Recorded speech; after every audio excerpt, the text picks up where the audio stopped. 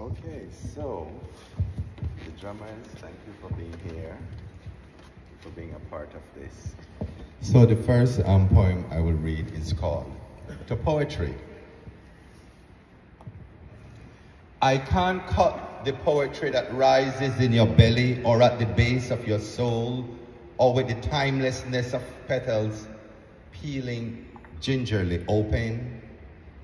At what age or time or breath you come to it, or grieving allow verses to touch you, hold you, hug you. I can't explain precisely in phonics, semantics, what is poetry, or how many hours in splinters your heart's broken. Where do fallen stars, faded dreams go? The song you are born singing, or the melodious tunes of birds at dawn? Perhaps it's not as splendid or a blues in jazz, just an easy exhale caught in a knot like a quiet warming trapped inside an icy breeze good enough for hell. It can be as plain as shepherds, a chorus of angels, a sea's red parting, the memory echoing through a seashell, a bullet like in a foreign film, a language you speak by touching. I want you to remember poetry's open and more, the sky ripped, a blanket of stars, a sinking moon. It's me, look at me. Poetry comes out to breathe and sing and dance, to party and play and pray in the shadows of love.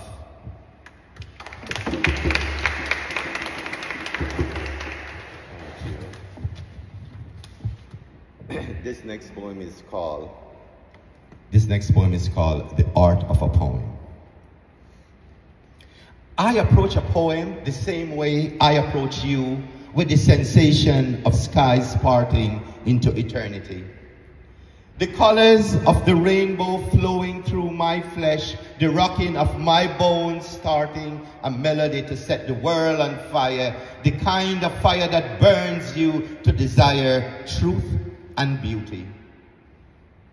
I approach a poem the same way I approach you, with words lost in the storm of my stomach, until the scent of your skin tugs the longing of my tongue, and the songs of my seasons find their hallelujahs. I approach a poem the same way I approach you, with all the tenderness of a Caribbean sunset overflowing my heart, with the fact that my dream is alive in your pulse, and all I ever wanted, needed, hoped for is here next to me like a prayer.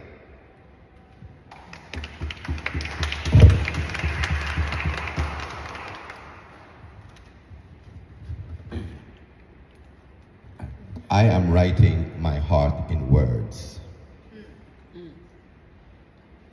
I am writing my heart in words to let you know that in the secrets between you and I, is tenderness.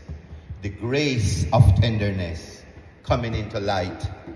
The light of you rising up like wings across the sky.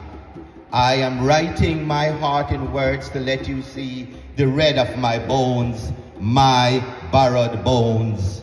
To let you see the graph of my soul, the longing of my soul, my nakedness. I am writing my heart in words to let you feel the rush of my thoughts rushing toward you, toward the circle of you, the circle of your wildness, your intimate rib, your gentleness, the soft stroke of your gentleness, your gentle tongue, the heat of your gentleness. I am writing my heart in words to let your heart know you are my heart, the beating of my heart.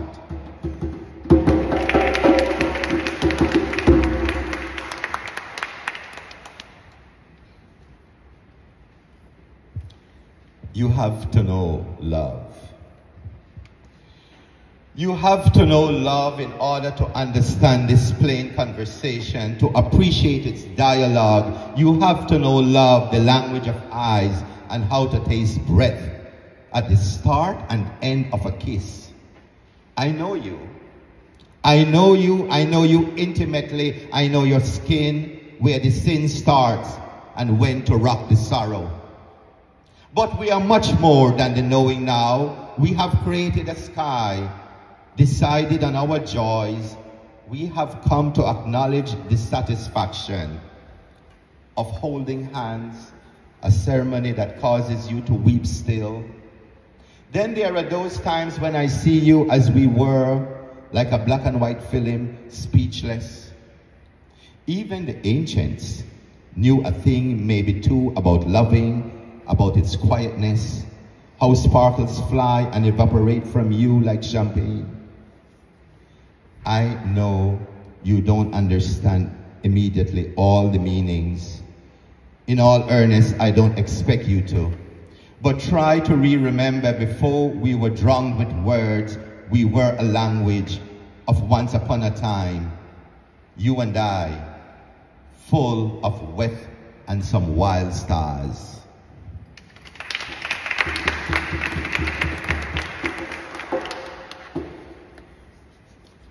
Thank you. This next poem, I'm going to do some body parts poem. So I think the next 3 poems is about the body. This one is called Your Face. From your face. From your face, I see the structure of your poem in your face, rhyming eyes, rhythm of lips, the lines from your cheekbones scoop me up. Your sweet skin hugs me, hugs me.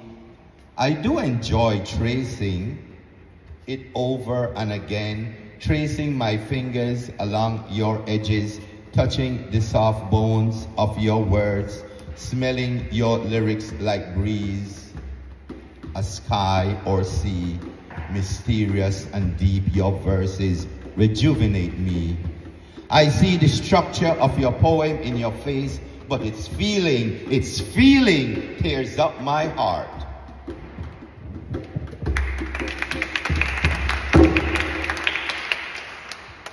This next one is called Your Eyes. How can I confess when your eyes already tell me what you know, all the secrets of your words, and how heavily they are rushing you, and how heavily they are rushing through my blood. Your eyes tell me, the rims of your eyes sing to me, sing me a chorus, a far, far away chorus, spaces of sorrows. Your eyes tell me things my soul longs to hear, things that make me want to change the way I think, the way I love. Your eyes speak volumes, speak to my heart.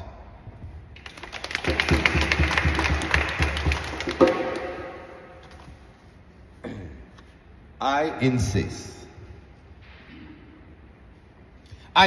on your lips, on the firmness of your lips, to absorb your language, even the whispers of your language, to interpret your coming and going.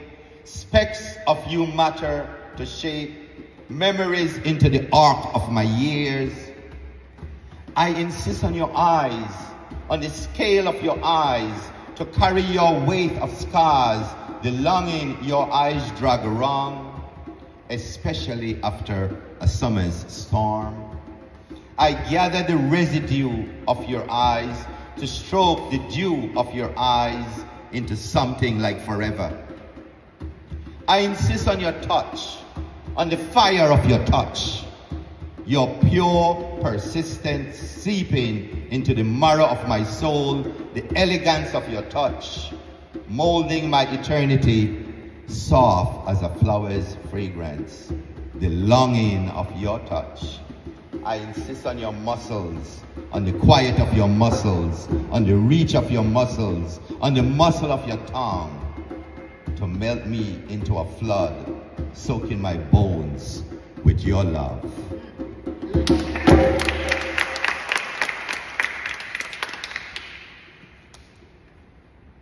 Okay, so we will change the tempo a bit and deal with some other topics. I have heard your poem before. Your screams for equality in a world full of despots, your flesh falling and frail between your tears, your sacrifice buried beneath sands of destruction. I have heard your poem before in the bullets we honor more than lives, in the sorrow we spew more than love, in the evil we harbor causing pain, in the cadences of your voice, shallow, hollow, old.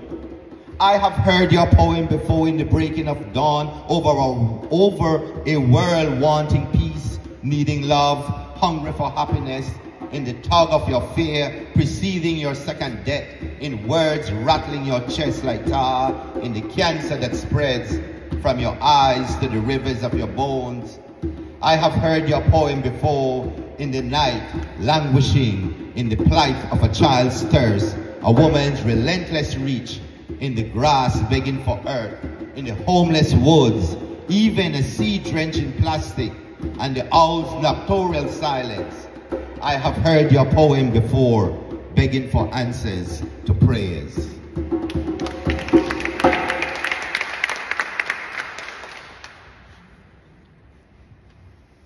This one is called Lines Becoming Clearer.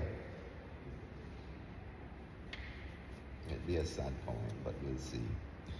Lines becoming clearer. The lines are coming clearer, together now softly. I taste the spaces you have been residing in my flesh. I find the lacking, the shadows, even specks of lonely. My breast is dry. The harvest yielded scars of corn and soil. Reveals the secrets we carry away from each other. The longing, the missing will always be chapters in our story. How I held the memory of your hair in my pulse. It was never a consideration to leave, but a sure contentment to the waitfulness. Red thorns, even tears, don't readily forget. You are the rib of my vow, the thought igniting each inhale. The space is sacred, only because of the light that breaks into sparkles by your presence. I was like a lost dream drifting until you cultivated my reason, understood my beginning, charted us a future. You turned moments into memory. You made the journey worthy. Even now, with words tended by my blood, you somehow, without trying to elevate my lines to verses some may consider poetry.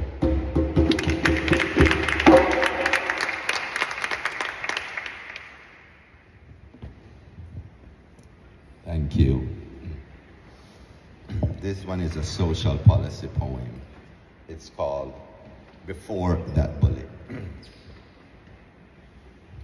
Before that bullet, there was a bullet. There was a bullet that tore your son's heart, that bled your daughter's soul. Before that bullet, there was a bullet. Before that bullet that brought tears to cover your sun, your sky, your moon, your stars, your heaven, and all the blue of your life. Before that bullet that covers everything under your heaven, there was a bullet that took a founding father, a bullet that took 2 presidents, a bullet that took children, a bullet that took daughters, a bullet that took sons. Before that bullet, there was a bullet that took mothers, a bullet that took fathers, a bullet that took soldiers, a bullet that took warriors, a bullet that took cops, a bullet that took black men, a bullet that took white men, a bullet that took yellow men, a bullet that took red men, a bullet that took women, a bullet that took peacemakers, a bullet that took innocents, a bullet that took heroes, a bullet that took Americans, a bullet that took reason, a bullet that took common sense, a bullet that took life, a bullet that took hope. There was a bullet before that bullet. There was a bullet that took away your future.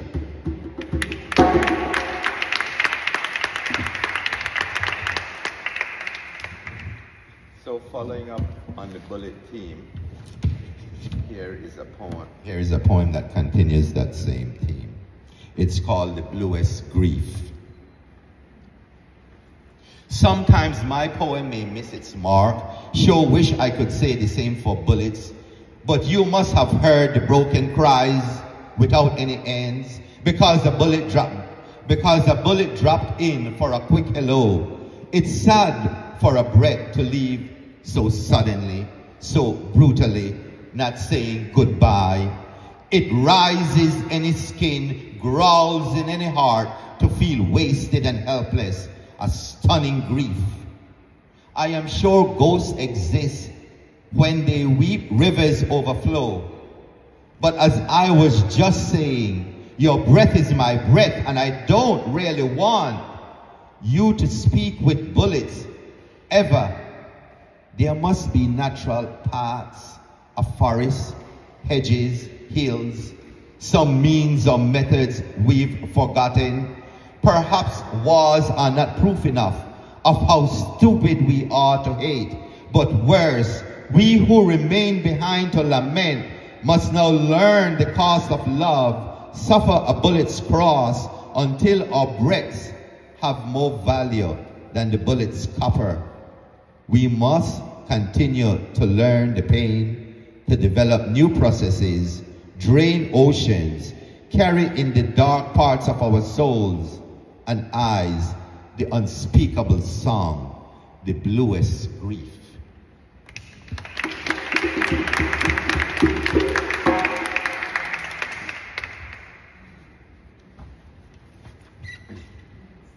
See something, say. Everyone's looking for something out of the ordinary. We are all looking for the next homegrown terror. In an abandoned bag, we are looking at the airports, on the subways, in the ports. We want to find the evil eye among us. We want to avoid the destruction of ourselves. Everyone's looking for something strange in our neighbors.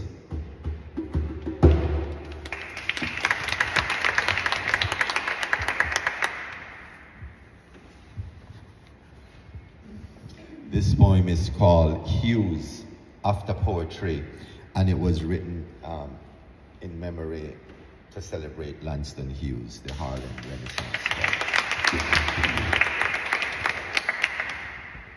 Hues After Poetry.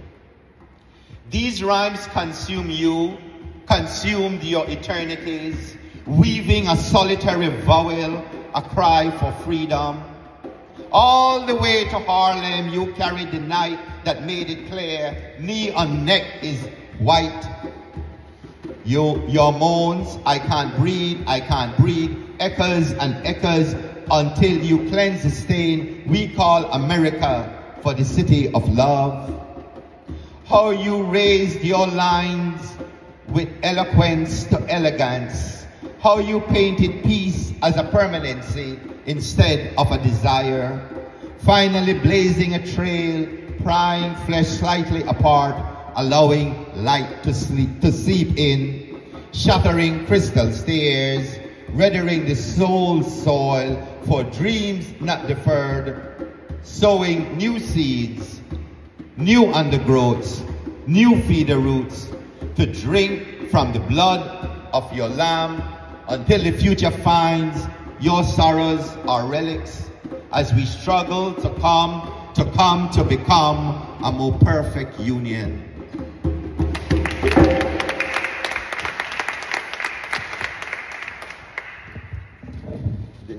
This one is for those folks who have lost themselves, maybe in a relationship or maybe to something, a career, to their children. So it's called When You Return to Love.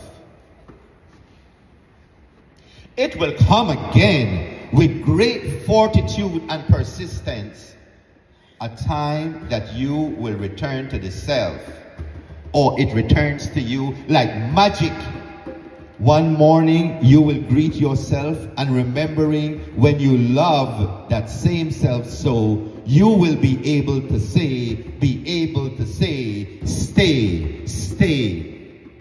You will love that self again as though you never stop, and you will discover new galaxies to get to know so eloquently, to say hello, to welcome home, away, away. You will look yourself in your eyes and see the deepest beauty, and all the praise you ever needed will come rushing back to your tender tongue, rushing to your lips to purest pink. Your words will be kind and generously laid.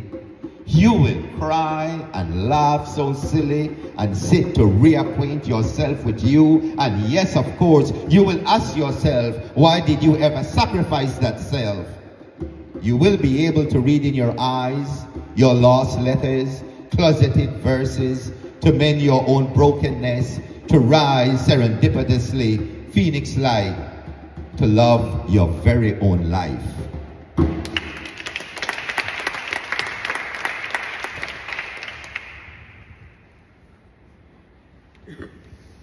I have lost a few things along the way. I have lost a few things along the way: a foot of socks, a pair of gloves, some keys, broken hearts. I have lost a setting sun blazing, a moon's magic shining, tales from trees rocking. I have lost a few things along the way: my sister's smile, a scarf's warmth, the scar's memory, falling stars fading. I have lost days to sorrowing, walking in the rain, planting roses in rows. I have lost a few things along the way: a country, homegrown cares, salt-scented breezes, toes in sea. I have lost graces, melodies, prayers. I have lost a few things along the way. I am bound to lose a few more. I have lost them all to come to you.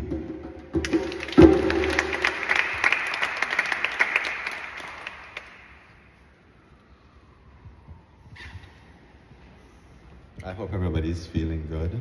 Yes, yes. This is that poem without words. This is that poem without words, the one that has been searching for you, searching for your throat, searching for the base of your throat. This is that poem without words, the one that has been waiting to sleep, waiting to seep into your skin, seep into the sweat of your skin, seep into your tears, seep into the tender of your tears, seep into your bones, seep into the blood of your bones. This is that poem without words, the one that has been wanting to lift you up, wanting to lift you up to fly to soar, lift you up to be your light. This is that poem without words, the one that has been praying for you, praying for your soul, praying for your hopes, praying for your dreams to come alive. This is that poem without words, searching for you, searching for the beating of your pulse, for the heating of your heart. This is that poem without words, searching for your words, the words of your heart.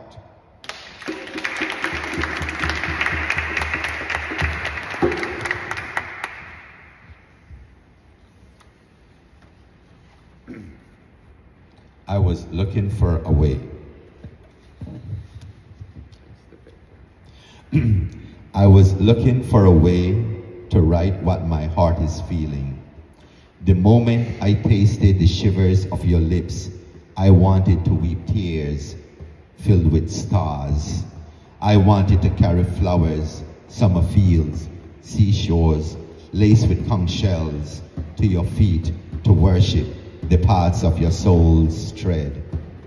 I was looking for a way to glitter in your eyes, to speak in the language of your tongue, to be the oh you reach for, to soften your world. I was looking for a way to stroke your silence, to want to dream next to your bones.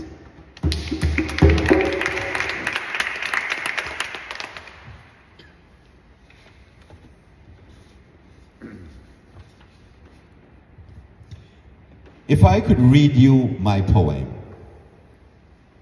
if I could read you my poem, I'd read it to you in the woods near a river where the wind is low and humming among the leaves, and the stars are singing just above the branches, and the moon is smiling, and the earth is cool until this world seems far, far away.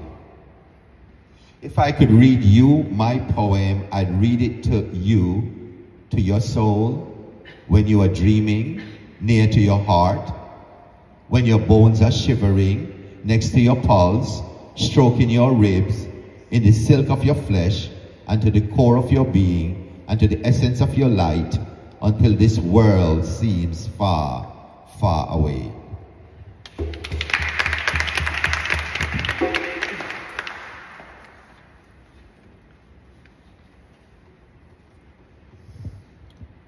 If this were my last hour with you, if this were my last hour with you, would I fill the seconds with tears or prayers, or scream at wasted years? Would I find the words to whisper, or tender, or peel at unforgiving scars? If this was my last hour with you, would I search the air for songs or silence, or wait for dust to settle? Would I dim the light for shadows or shade, or hum the saddest song? If this were my last hour with you, would I stand still at your side, or in shivers, or swirl in the gathering dusk? Would I breathe gentle gratitude, or longingly, or in grace, simply stroke your hand?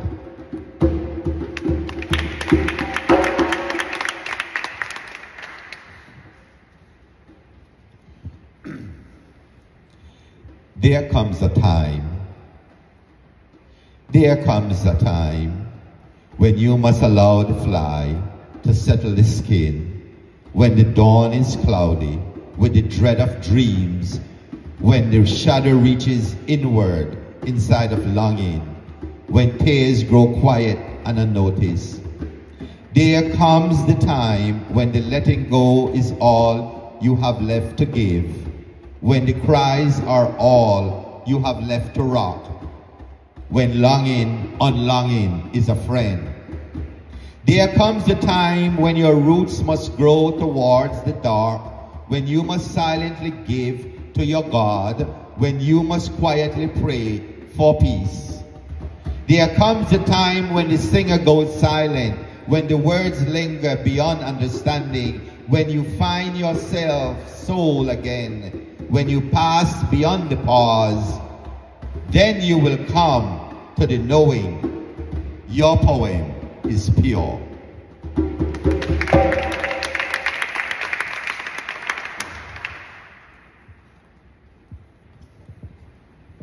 I am a black poem. I am a black poem dying to be freed, struggling with the sun to tender, to stay out of the fields, out of my eyes. I am a black poem. I have been battling from birth to excavate words that can capture the songs of sorrow I carry. I am a black poem screaming to fly from the shackles of southern skies, from the stains on my soul, of my soul. I am a black poem born from the chaos of a reckless past. My voice was a silence buried in a sea. My spirit is a searching, searching for the light, searching for the light, for the light, for the light. Okay,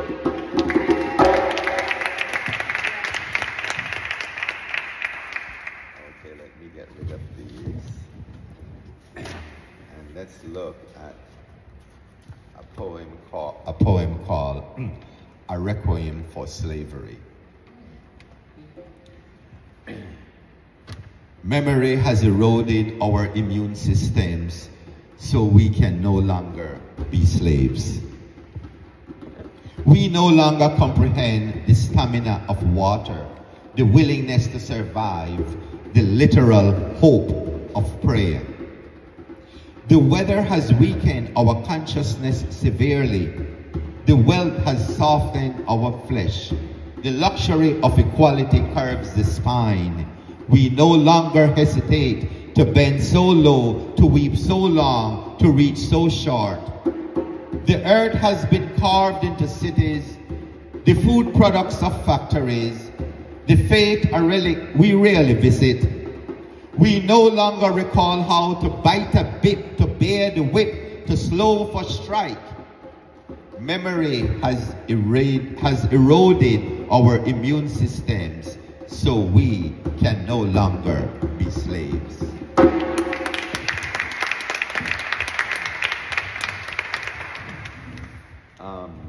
We are good with time, Cheryl? Yes, yes. I'm going to read some Belize poems, or poems I wrote for Belize and the immigrant experience. Tears for the homeland. I have always considered those already assimilated must have the courage of bulls running through the streets of Spain.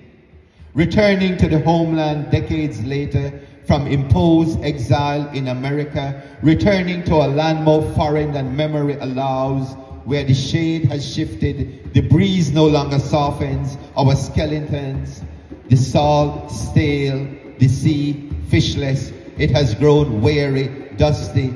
Only in nostalgia there are no tears, because now that I know, for me, my birthplace is a fairyland, I weep.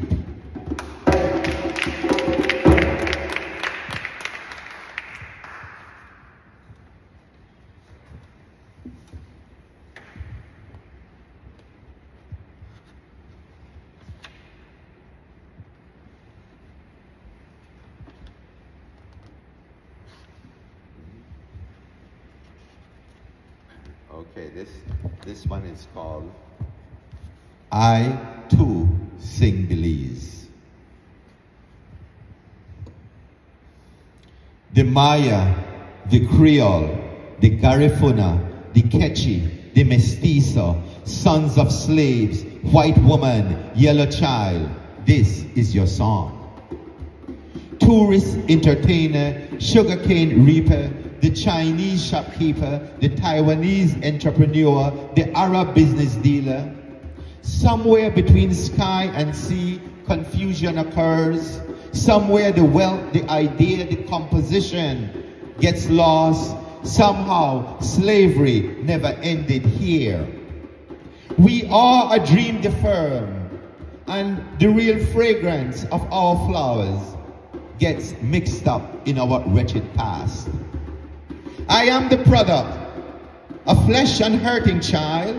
I am a fisherman, a mason, a builder, a singer of lies, my day distorted, my dreams sleepless. I read poetry, seek its rhythms, sing sea songs. I too sing Belize.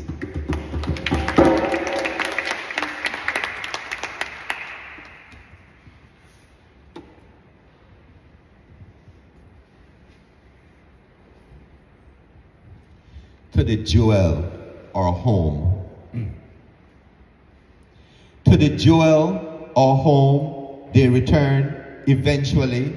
The deserters, we say, those who left years ago for America, while we remain to roost. They return with their noses held high, their benefits in workmen's compensation, or welfare checks, or social security. They return their skin stained light with camphor, their hands crippled into the shape of rich people's toilets and scrubbing floors, social security numbers unseen. They return like geese migrating to be seen, to vacation where we live, to act like tourists, and or eventually to the jewel or home to retire, to rest, to die, or simply to be buried.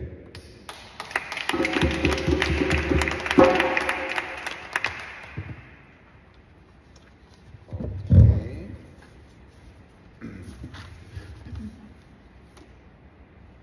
This poem, this next poem that I'm going to read, is a poetic autobiographical poem. So, not autobiographical, I'm sorry, biographical. Some decades ago, when they were doing, building the highway in Texas, they discovered an African-American burial ground, a slave burial ground. And of all the graves excavated, there was only one with a name. The tombstone had a name, Emma. All the other graves that they found had no tombstone. Everything was erased, eroded over time. So I wrote a poem called The Emma's Gravestone. And it is a poem that I like to read to invoke the ancestors, or my ancestors. So let's appreciate it that way. To Emma's Gravestone. Girl, you long gone now, and I'm wondering what those Texans ever did to your remains and all the rest of your people down there in Freedman's Park. Yeah, Emma girl, I've been thinking about your times and days and final resting place. Thinking about how hard life was for you, how hard it was to make way for me, what freedom actually meant to you, and how that meaning differed from your reality. And I was wondering if freedom ever came to you. Thinking about what your typical day was about, your getting up and going to bed times. And I was thinking about your kids, wondering if you had any, if you were able to love them. Or did your master take them away? Took away your children from you and sold them to slavery, wondering what your trip across the Atlantic was like. How long a journey was it? Did you get seasick? Wondering what your home on the other side of the seas was like. What was your mama and papa like? What kind of little girl were you? Did you remember anything of your childhood in Africa? Did you erase its beauty from your memory? Push those remembrances back under your brain so the pain went away, or so it seemed. Emma, were you a beautiful, tall, stiff-backed, proud young woman? Did you have thick woolly hair under your head kerchief? I bet your skin was deep cocoa black and as silky as cool water. I bet you had a strong, full figure, and that's why all the men wanted to marry you. Emma, were you able to marry? Did you sew together your mistress' old yellowed pillow slips into a trousseau? Did it take you 4 full moon nights and a single piece of thread to finish your only dress? Did you ever cook your husband's favorite meals? Did you wash, mend, and iron your evenings away? Work your fingertips to the bone? Did you have a garden you tended before sunrise?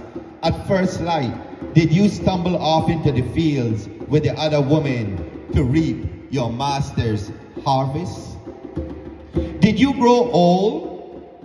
Did you ever meet Sojourner and other women like her at a revival or a Sunday gathering or over another grave hole? How many funerals did you attend? One a week, a month, or one most every night? Did anyone ever rub your callous feet? Who massaged the arthritis out of your arm blades? Who combed your gray hair and gave your scalp a deep, long scratch because you needed the dandruff out of your head? Perhaps you died young, Emma. Perhaps it was all too much for your young sweetheart. Emma, I've been thinking about how you slept And if you were scared of sleeping, afraid of your night times because evil things might happen and did happen, God knows in the dark. Were you raped by your many masters? Did your men folks stand by unable to do anything? Did you pick up your shame, slung it over your shoulders, comforted your people, telling them it was all right, because you still had life? What did you die from? A bullet or a botched abortion? Emma dear, what was your funeral like? Did your community gather and gossip at your gravesite? Did they plan a massive revolution or simply shared day-to-day talk? Oh, Emma girl, my great-grandma spirit is in you, and I am so sorry for all the mixed-up and heartaches in your final resting place. I am so sorry.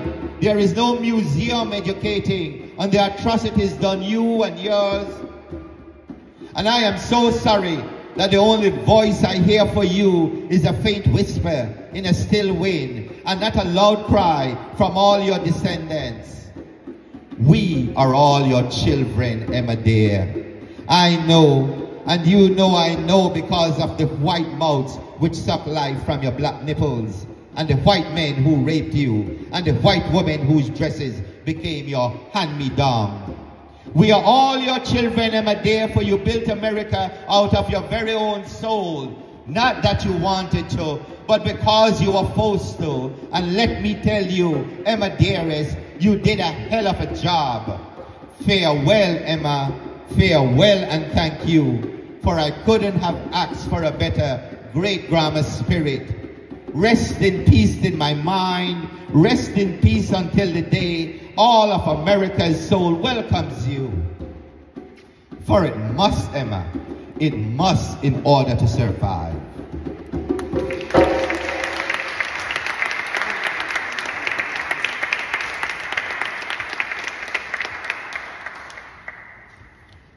Thank you very much. This next one is called The Agony of Love Circles.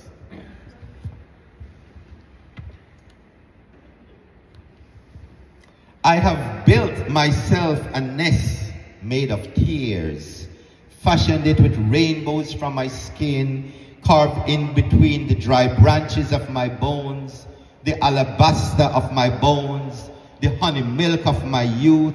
The nest I have created for you as a worldwide playground that you may never have to leave, never have to cry out for the memories of my eyes, the vast longing of my voice. May the heated touch of my fingertips and that last wild look of summer flowers grace your mind always with the knowledge that I loved you more than enough. It is that great first discovery of love that made me let you go into the harbinger of the world, knowing that I die each dawn without you, and it is a horrible death, a cold dying, for I am made a bit harder, colder each noon, missing you. But before the birds fly in, raising their wings in praise of the coming end of day, I want you to know that I do not cry out at nights anymore, not because I do not miss the supple sky smells of your snores. I do. I do each and every night that the dream of you beat me into a mush of fufu, a tart and saltless taste that I devour, that I feed on, so that my tasting nothing, seeing nothing, feeling nothing, smelling nothing tell me you're gone. I know you are alive, and in some sacred small spot of your soul, there lingers a flame of memory, unacknowledged and perhaps unremembered, that for a short time you changed my life by bringing me to your love. And although there are no more quiet times, no more washing of flesh, no more discoveries of skin or tender glances, no more soul rising or bear hugs, no more winter warming closeness, I know it is impossible to hope. So the comfort that you have shifted my skin, pulled and taunted it, pulled and taunted me into an artist's canvas on which you painted a golden sunset, is the clinging memory that I treasure, that I hold on to dearly.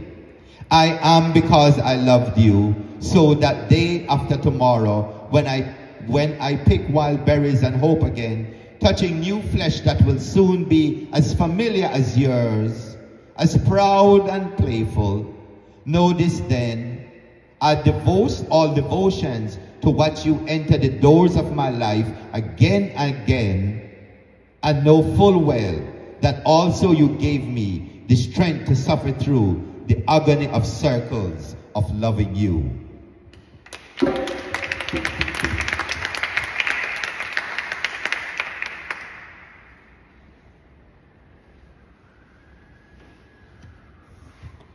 Thank you. This one is called One. And I'm reading it because we're in a church. The cathedral was filled with soul searching, looking, waiting, and the Tiffany stained glasses, saintly statues, and the great pieta. I hovered with the masses, drinking in the knowledge interpreted by the lessons. Be not afraid. And faith is a belief in things unseen. And then comes the songs, the sign of peace, the hope of life everlasting, until the air turned quiet as souls searching for a new way, a new life, a new hope. And lo, in that moment of wait, of silence, of ponder, I heard a great voice welled up inside my chest, next to my beating heart. And I knew then that in that moment of lo, the true measure of fear and faith are united. To all the other beating hearts searching, looking, waiting. And we were one for a moment, frozen. One people, one church, one God.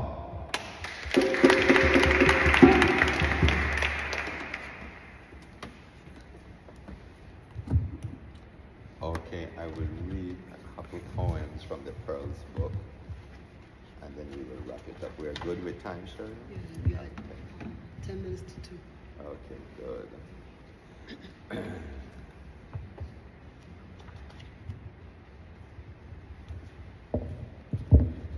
This one is called Scars Like Stars.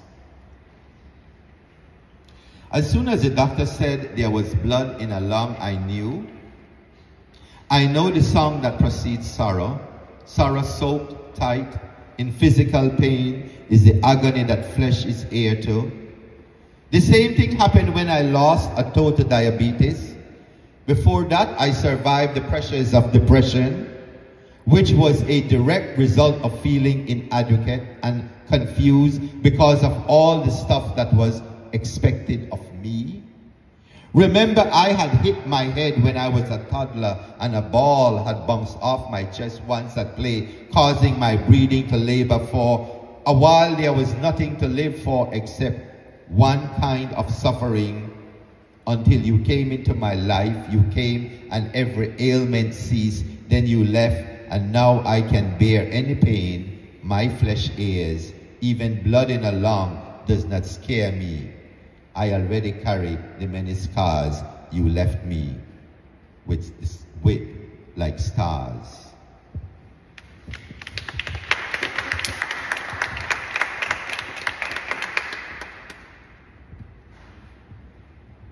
will read one more from the Pearls book.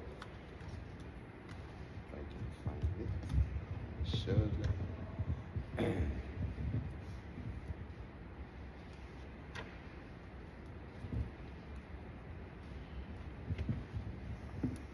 Okay, this one is called Take Off Your Mask. Do you carry a cross in your heart? Does that cross have the power to erase your mask? Take off your mask, the thing that weighs you down. Take off your mask, set your song a-soaring. The song that's stuck in your throat, lost the voice, wordless songs, crucifying soul.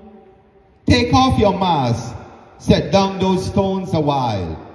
Take time out to read the joke aloud, the joke that's shackled in between your tongue and cheek.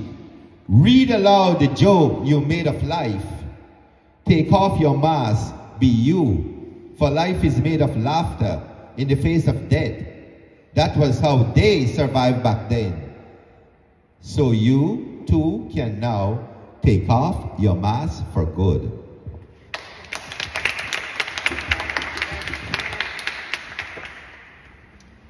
Okay, so let's end with some love poems or love poems. Not that we haven't been sharing love for the whole afternoon.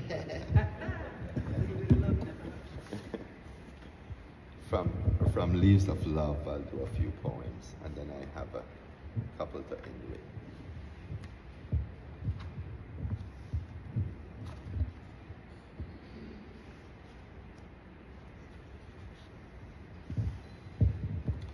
Love at room temperature. Love tastes like a boil-up dish, slow cooked over a Caribbean fire heart, stuffed with tons of spices and ground food that fills, like cassava, cocoa and yams, pumpkins, even peas. My love for you simmers like a pepper pot, soup up, nourishing nerves, potato and plantains. Each peel a love act, marinated in syrupy sugar overnight, sea salted. Our love is great as leftovers, succulent sweet, second helpings, season set. It'll last a long, long time. Love at room temperature.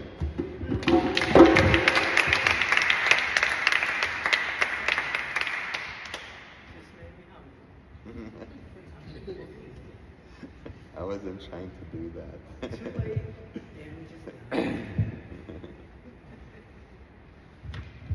Okay, this one is called The Human Road.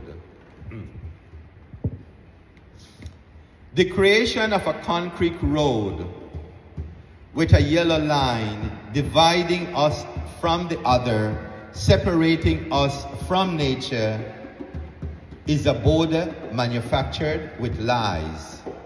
For it was never the intention of our ancestors, white and black, who dreamed the dream of chasing happiness as the sacred American legacy with truth and justice for all, which Lincoln sealed with an Emancipation Act. But now that truth swoops in, we see and hear and feel Earth's hollering in fractal lighting bolts, silver and screaming hot, with cumulus clouds gathering into a Sasha storm on the topography of your soul, in unison with the pleas of poets past, great and ordinary. Walt's astronomer, Emily's Because I Could Not Stop for Death, Edgar's Raven, Lanston's Harlem, Alan's Howl, Maya, I Know Why the Cage Bird Sings, Robert Birch's. The message is singularly bold and right. Return to the echoes of Eden's wild wilderness. Return to the garden state of human kindness. Come home by walking a human road. Leave a green footprint made with grace. Gift to love. Come on bended knees to sing at the constellation of a nature's mystery. Pursue happiness as a dream only, for before culture and traditions, sense and sensibilities, there is nature or reality or home. When did the dream separate us so? Where is your human road? We are not separated, divided, or disconnected. We are nature, and it is our human road. So step towards the storms of your life with this knowledge. Just beyond the falling light and beckoning mountain range, there's a warm rainbow waiting and welcoming.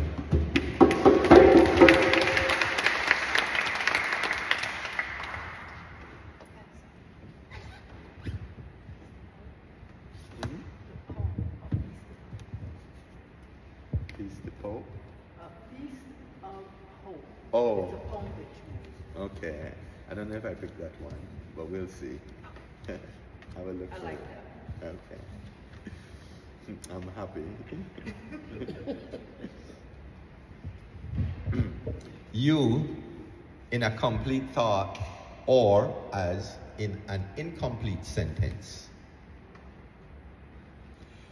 The familiarity with which you lean in and break into my thoughts and complete my sentences is proof enough of how much I adore you, I desire you, yet you urge me to name it, to call it an Eden, to make it permanent, stable, solid.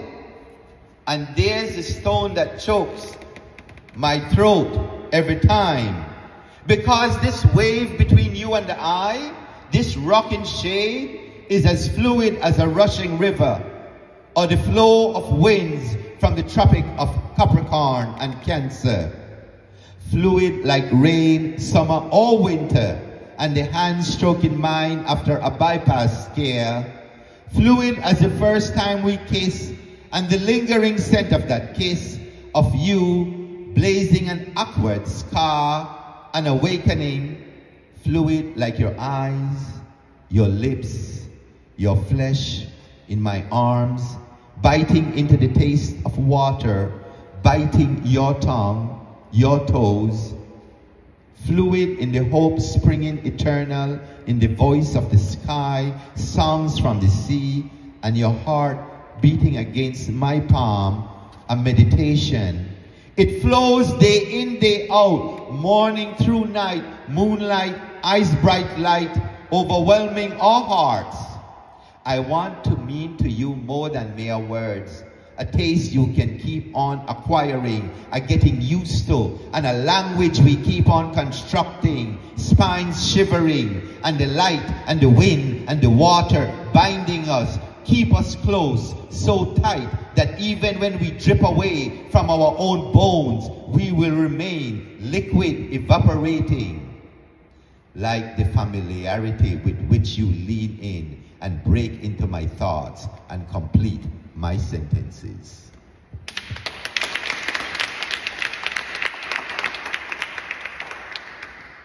Thank you. We have a few more. This one is called The Kitchen Chair Has Changed. And it was written to honor my grandmother who died 3 years ago this December. She used to sit in the kitchen chair. The kitchen chair has changed its color to sorrow. It sits empty now like a question begging for your smile, a serene space asking, why? While I stare out of the window, searching for a shadow, whiff of your perfume or eternity, wishing the faint of a star is you winking in the by and by and by. Although we will never say goodbye, I will carve your name in tears. I will pray to your memory with sighs, dancing through the dark as you guide me gently to my I.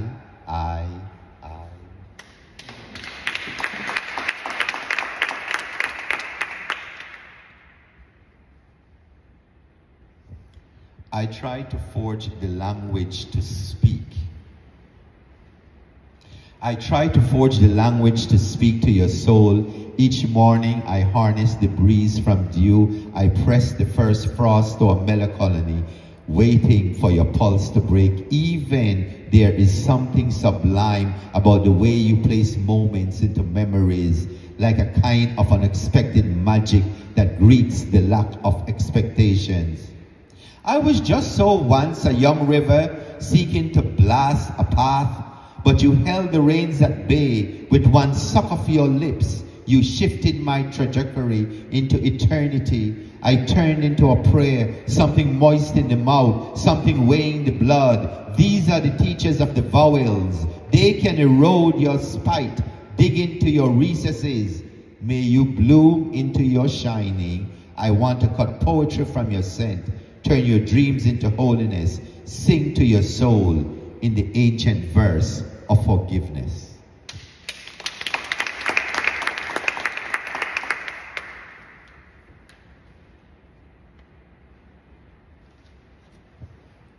Lines for Lovers.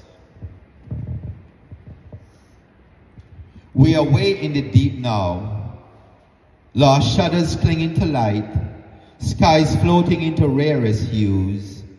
The humming is low and longest, falcons are encircling clouds, waves carving hieroglyphics, hearts gently ebbing the flow.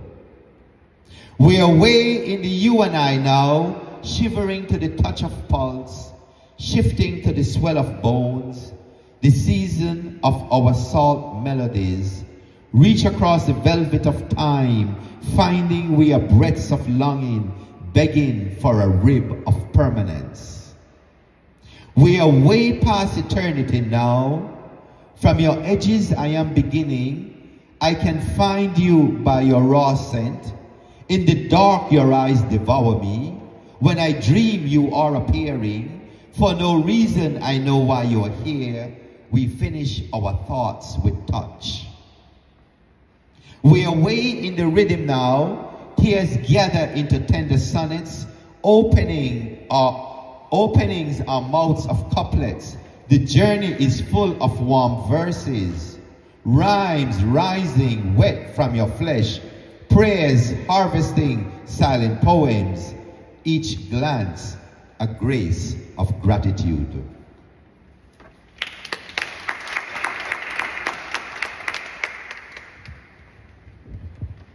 So we will return to nature with this poem. It's called Listen to the Language of Leaves. Listen to the language of leaves, for they speak in tongues of breezes. They speak with the knowledge of roots, the compassion of branches, the empathy of trunks, the gratitude of years. Listen to the language of leaves. Their words are green and full and ripe. They speak in the silence of rain, from the memory of rainbows and the wildness of dark stars, the moon's majesty. Listen to the language of leaves, for they speak the poetry of earth. They speak in verses of the universe. They speak in rhythms of eternity, bending toward lines of salvation.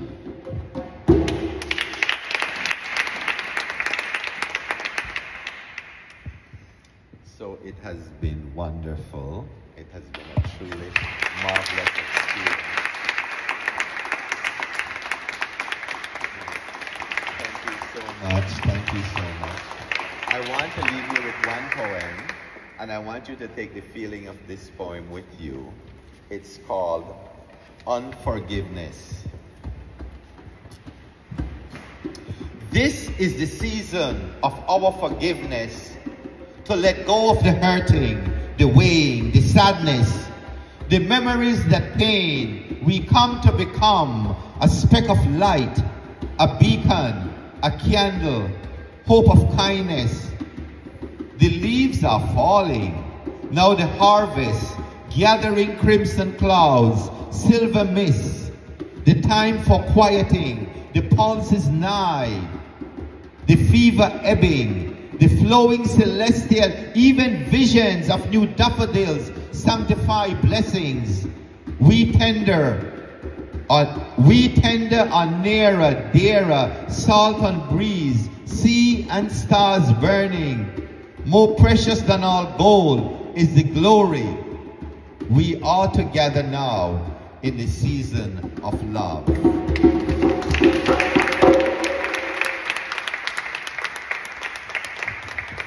Thank you so much for joining us, for supporting us. I hope the words inspire you, that you can take them with you, this feeling, and enjoy the holiday season. And hopefully we'll do it again soon.